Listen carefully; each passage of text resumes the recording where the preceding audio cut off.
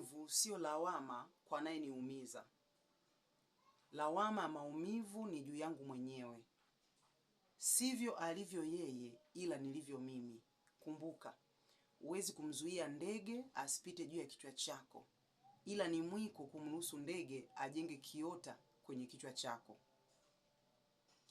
Vyanzo vya maumivu ni maneno mabaya na matendo mabaya ambayo watu wanatendwa, japokuwa viko vyanzo vingine vingi. Na maumivu yasipotibiwa au kushughulikiwa mapema huzaa visasi, uchungu na vinyongo.